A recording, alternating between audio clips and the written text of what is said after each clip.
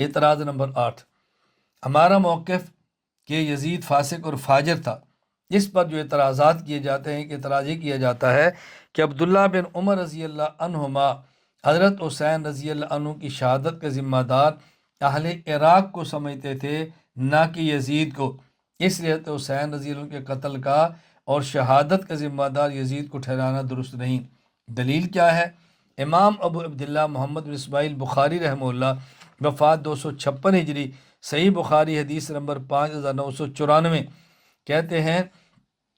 کہ ابن ابی نعم رحمہ اللہ فرماتے ہیں کہ میں ابن عمر رضی اللہ عنہ کے پاس تھا، آپ سے سوال کیا، سالہ رجل عن دم البعوض،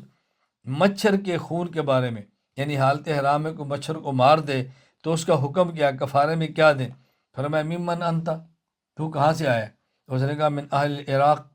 میں اہل عراق میں سے ہوں۔ فرمایا انظروا الی ھذا یسألنی عن دم البعوض وقد قتلوا ابن النبی صلی اللہ علیہ وسلم، اس شخص کو دیکھو کہ مچھر کو مارنے کے مسئلے پوچھتا ہے اور رسول اکرم صلی اللہ علیہ وسلم کے نواسے حسین کو قتل کر دیا،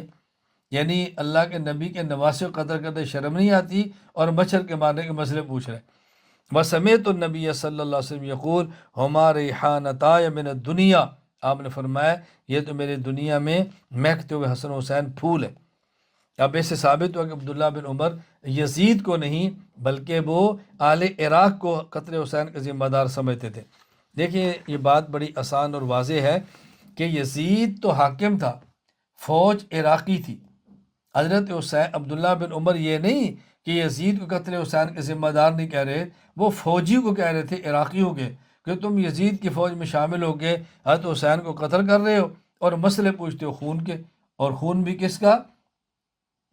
مچھر کے خون کے مسئلے پوچھتے ہو۔ یہ عراقی فوج میں شامل تھے، اس لیے ان کو فرمایا، یہ معنی نہیں ہے کہ وہ یزید کو اس کے ذمہ دار نہیں سمجھتے تھے۔